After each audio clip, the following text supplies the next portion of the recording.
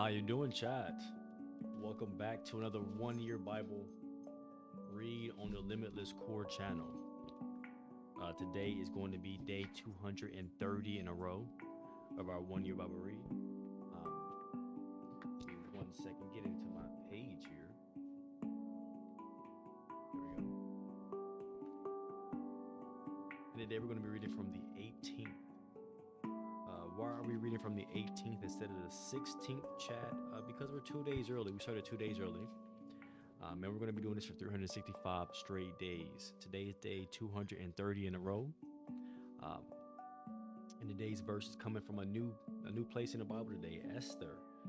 So we're done with Nehemiah, and now we're into Esther, 1 through 3, going through verse 15. And then we're going to follow that up with, Esther's pretty long, with 1 Corinthians 11, 17 to 34, and then Psalms 35, 17 to 28, and then Proverbs 21, 19 through 20. 1 second, chat. And without further ado, how you doing, Eliza? How you doing? And without further ado, welcome to today's one-year Bible read, coming from Esther 1 through 3 on day 230. These events happened in the days of King Xerxes, who reigned over 127 provinces, stretching from India to Ethiopia. At that time, Xerxes ruled his entire empire from his royal throne at the fortress of Susa. In the third year of his reign, he gave a banquet for all his nobles and officials. He invited all the military officers of Persia and Media, as well as the princes and nobles of the provinces. The celebration lasted 180 days, a tremendous display of opulent wealth of his empire and the pomp and splendor of his majesty. When it was all over, the king gave a banquet for all the people, from the greatest to the least, who were in the fortress of Susa, and it lasted for 7 days and was held in the courtyard of the palace garden. The courtyard was beautifully decorated with white cotton curtains and blue hangings, which were fashioned with white linen cords and purple ribbons to silver strings embedded in marble pillars.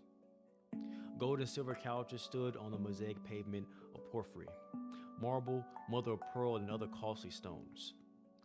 Drinks were served in gold goblets of many designs, and there was an abundance of royal wine reflecting the king's generosity. By edict of the king, no limits were placed on the drinking, but the king had instructed all his palace officials to serve each man as much as he wanted. At the same time, Queen Vashti gave a banquet for the women in the royal palace of King Xerxes. On the 7th day of the feast, when King Xerxes was in high spirits because of the wine, he told the 7 eunuchs who attended him, Mehuman, Biztha, Harbona, Bigtha, Agatha, Zethar, and Carcass, to bring Queen Vashti to him with a royal crown on her head. He wanted the nobles and all the other men to gaze on her beauty, for she was a very beautiful woman. But when they conveyed the king's order to Queen Vashti, she refused to come. This made the king furious, and he burned with anger. He immediately consulted with his wise advisors who knew all the Persian laws and customs, for he always asked for advice. The names of these men were Karshina, Shatar, Admatha, Tarshish, Meres, Marsina, and Memucan, 7 nobles of Persia and Media. They met with the king regularly and held the highest positions in the empire. What must be done to Queen Vashti, the king demanded. What penalty does the law provide for a queen who refuses to obey the king's orders? Properly sent through his eunuchs. Memucan answered the king and his nobles, Queen Vashti has wronged not only the king but also every noble and citizen throughout your empire. Women everywhere will begin to despise their husbands when they learn that the Queen Vashti has refused to appear before the king. Before this day is out, the wives of all the king's nobles throughout Persia and Media will hear what the queen did and will start treating their husbands the same way. There will be no end to their contempt and anger. So if it pleases the king, we suggest that you write a written decree, a law of the Persians and the Medes that cannot be revoked. It should order that the Queen Vashti be forever banished from the presence of King Xerxes, and that the king should choose another queen more worthy than she. When this decree is published throughout the king's vast empire, husbands everywhere, whatever they rank, will receive proper respect from their wives. The king and his nobles thought this made good sense, so he followed Memucan's counsel. He sent letters to all parts of the empire, to each province in his own script, and language, proclaiming that every man should be ruler of his own home and should say whatever he pleases. But after Xerxes' anger had subsided, he began thinking about Vashti and what she had done and the decree he had made. So his personal attendant suggested, "Let us search the empire to find beautiful young virgins for the king. Let the king appoint agents in each province to bring these beautiful young women in the royal harem at the fortress of Susa. Haggai, the king's eunuchs in charge of the harem, will see they are all giving beauty treatments. And after that, the young woman who most pleases the king will be made queen instead of Vashti." This advice was very appealing to the king, so he put the plan into effect. At that time, there was a Jewish man in the fortress of Susa whose name was Mordecai, son of Yair. He was from the tribe of Benjamin and was a descendant of Kish and Shimei. His family had been among those who, with King Joachim of Judah, had been exiled from Jerusalem to Babylon by King Nebuchadnezzar. This man had a very beautiful and lovely young cousin, Hadassah, who was also called Esther. When her father and mother died, Mordecai adopted her into his family and raised her as his own daughter. And as a result of the king's decree, Esther, along with many other young women, was brought to the king's harem at the fortress of Susa and placed in Haggai's care. Haggai was very impressed with Esther and treated her kindly. He quickly ordered a special menu for her and provided her with beauty treatments.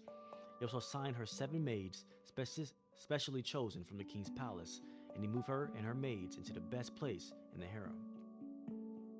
Esther had not told anyone of her nationality and family background because Mordecai had directed her not to do so. Every day, Mordecai would take a walk near the courtyard of the harem and find out about Esther and what was happening to her.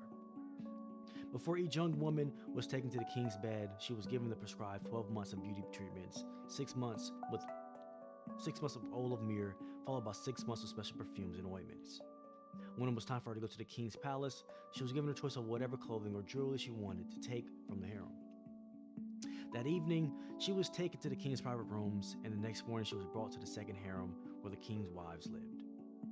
There she would be under the care of Shagas, the king's eunuch in charge of the concubines.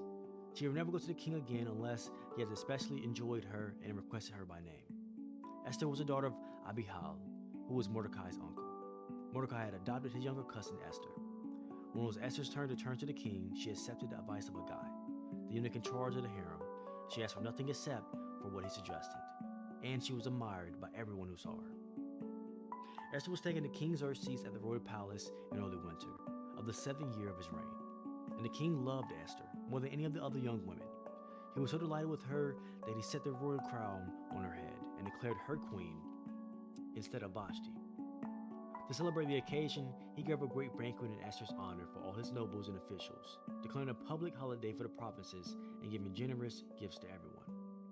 Even after all the young women had been transferred to the second harem and Mordecai had become a palace official, Esther continued to keep her family background and nationality a secret. She was still following Mordecai's directions, just as she did when she lived in his home. One day, as Mordecai was on duty at the king's gate, 2 of the king's eunuchs, Bigthana and Teresh, who were guards at the door of the king's private quarters, became angry at King Xerxes and plotted to assassinate him. But Mordecai heard about the plot and gave the information to the queen Esther. She then told the king about it and gave Mordecai credit for the report. When an investigation was made and Mordecai's story was found out to be true, the 2 men were impaled on a sharpened pole. And this was all recorded in the book of the history of King Xerxes' reign. Sometimes later, how you doing, Jason? Sorry I didn't see your chat, Elisa. Sometime later, King Xerxes promoted Haman, son of Hammedatha, the Agagite, over all the nobles, making him the most powerful official in the empire. All the king's officials would bow down before Haman to show him respect whenever he passed by, for so the king had commanded. But Mordecai refused to bow down and show him respect. Then the palace officials at the king's gate asked Mordecai, "Why are you disobeying the king's command?" They spoke to him day after day, but he still refused to comply with the order. So they spoke to Haman about this to see if he would tolerate Mordecai's conduct, since Mordecai had told them he was a Jew. When Haman saw that Mordecai would not bow down or show him respect, he was filled with rage. He had learned of Mordecai's nationality, so he decided it was not enough to lay hands on Mordecai alone. Instead, he looked for a way to destroy all the Jews throughout the entire empire of Xerxes. So in the month of April, during the 12th year of King Xerxes' reign, lots were cast in Haman's presence. The lots were called Purim to determine the best day and month to take action. And the day selected was March 7th, nearly a year later. Then Haman approached King Xerxes and said, "There's a certain race of people scattered through all the provinces of your empire, who keep themselves separate from everyone else. Their laws are different from those of any other people, and they refuse to obey the laws of the king. So it is not in the king's highest interest to let them live. If it pleases the king, issue a decree that they be destroyed, and I will give 10,000 large stacks of silver to the government administrators to be deposited in the royal treasury." The king agreed, confirmed his decision by removing his signet ring from his finger, giving it to Haman, son of Hammedatha, the Agathite, the enemy of the Jews. The king said, "The money and the people are both yours to do with as you see fit." So on April 17th, the king's secretaries were summoned, and the decree was written exactly as Haman dictated. It was sent to the king's highest officers, the governors of the respective provinces, and the nobles of each province in their own scripts and languages. The decree was written in the name of King Xerxes and sealed with the king's signet ring. Dispatches were sent by swift messengers into all the provinces of the empire, giving the order that all Jews, young and old, including women and children, must be killed, slaughtered, and annihilated on a single day. This was scheduled to happen on March 7th of the next year. The property of the Jews would be given to those who killed them. A copy of this decree was to be issued in law in every province and proclaimed to all peoples, so they would be ready to do their duty on the appointed day. At the king's command, the decree went out by swift messengers, and it was also proclaimed in the fortress of Susa. The king and Haman sat down to drink, but the city of Susa fell into confusion. And chat, that is the end of Esther today. And now let's hop into 1 Corinthians. 1 Corinthians 11:17-34. "But in the following instructions I cannot praise you, for it sounds as if more harm than good is done when you meet together. First, I hear that there are divisions among you when you meet as a church, and to some extent I believe it. But of course, there must be divisions among you so that you can have God's approval, so that you have God's approval will be recognized. When you meet together, you are not really interested in the Lord's Supper, for some of you hurry to eat your own meal without sharing with others. As a result, some go hungry while others get drunk. What? Excuse me. Don't you have your own homes for eating and drinking? Or do you really want to disgrace God's church and shame the poor? What am I supposed to say? Do you want me to praise you? Well, certainly I will not praise you for this. For I passed on to you what I received from the Lord himself. On the night when he was betrayed, the Lord Jesus took some bread and gave thanks to God for it. Then he broke it into pieces and said, 'This is my body, which is given for you. Do this in remembrance of me.' In the same way, he took the cup of wine after supper, saying, 'This cup is a new covenant between God and his people, an agreement confirmed with my blood. Do this in remembrance of me as often as you drink from it. For every time you eat this bread and drink from this cup, you are announcing the Lord's death until he comes again. So anyone who eats this bread or drinks this cup of the Lord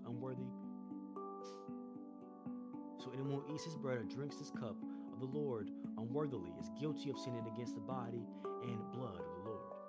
That is why you should examine yourself before eating the bread and drinking the cup. For if you eat the bread or drink the cup without honoring the body of Christ, you are eating and drinking God's judgment upon yourself. This is why many of you are weak and sick, and some have even died.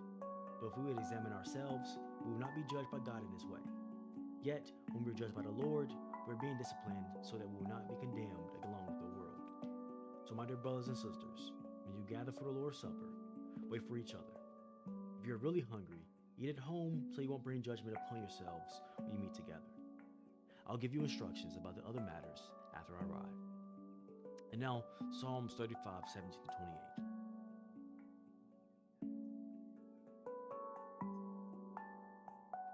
"How long, O Lord, will you look on and do nothing? Rescue me from their fierce attacks and protect my life from these lions. Then I will thank you in front of the great assembly. I will praise you before all the people. Don't let my treacherous enemies rejoice over my defeat. Don't let those who hate me without cause gloat over my sorrow. They don't talk of peace. They plot against innocent people who mind their own business. They shout, 'Aha, aha,' with our own eyes we saw him do it. O Lord,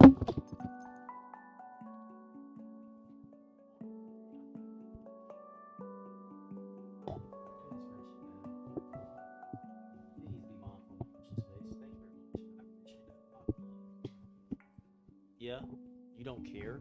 You don't care about personal space. You said, you're my dad. I can do what I want. That's not true. That's not true. I'm just gonna let you know that right now. That's not true, brother. You can't just do what you want, because stop trying to eat my AirPod before I beat you up. We can tussle. I'm not gonna lie. We can go blow for blow. I'll win the fight, brother. Now you be still so I can finish reading. Thank you very much. Thank you. All right. They shout, aha, aha. With our own eyes, we saw him do it. O Lord, you know all about this. Do not stay silent. Do not abandon me now. O Lord, wake up, rise to my defense. Take up my cause, my God and my Lord. Declare me not guilty, O Lord my God, for you give me justice. Don't let my enemies laugh about me in my troubles. Don't let them say, look, we got what we wanted. Now we will eat him alive. May those who rejoice at my troubles be humiliated and disgraced. May those who triumph over me be covered with shame and dishonor. But give great joy to those who came to my defense. Let them continue to say, great is the Lord, who delights in blessing his servant with peace. Then I will proclaim your justice, and I will praise you all day long. And now, Proverbs 21:19-20. It's better to live alone in the desert than with a quarrelsome complaining wife. The wise have wealth and luxury, but fools spend whatever they get. And now, property, sisters.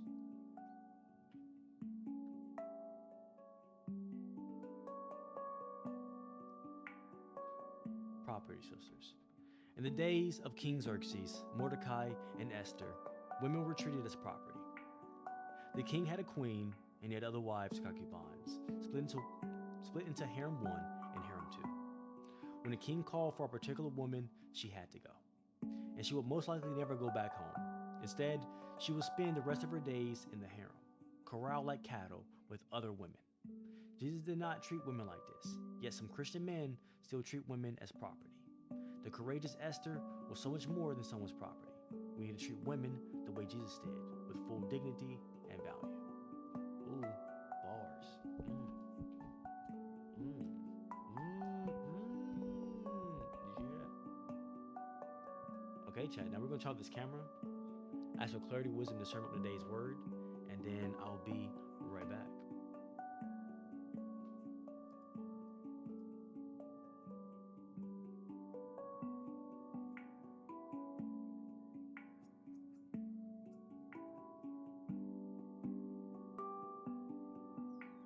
How you doing, K-Dog? I'll be right back.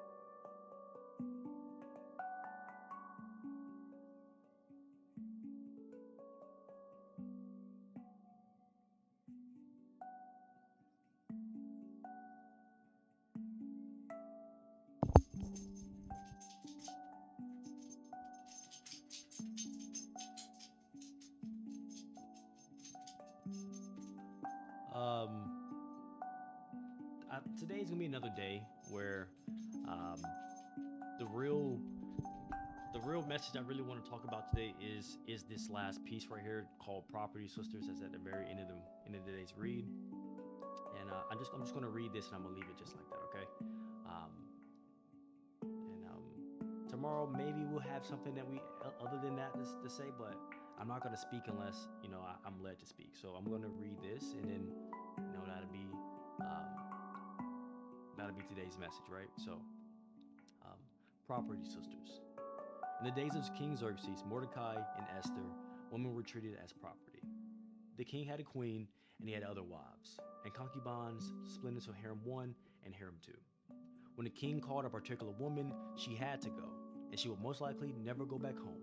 Instead, she would spend the rest of her days in the harem, corralled like cattle with the other women. Jesus did not treat women like this, yet some Christian men still treat women as property. This courageous Esther was so much more than someone's property. We need to treat women the way Jesus did, full with dignity and value. In chat, that's going to be the end of today's 1 year Bible read. I feel like that was a perfect way to wrap up today's read. If you've never seen this outro, enjoy, and if you have, say it with me. We all have that limitless core, baby. Ouch. Ow. We all have that limitless core, baby. He's stepping on my stomach. Ow, your nails. We have that limitless core, baby. I appreciate you. I might even love you, but I'm for sure glad you woke up today. Thank you for joining me for another 1 year Bible read. Thank you for joining me for another 1 year Bible read. And let's not forget this. I appreciate your presence always. It's the most Bible thing you can give me, whether it's for a minute, a millisecond, a day, or if you've been with me for a while now. I appreciate it no matter how long it's been. I hope you have a great rest of your night, because I'm going to have a great rest of mine. And peace. I'm going to see you next time.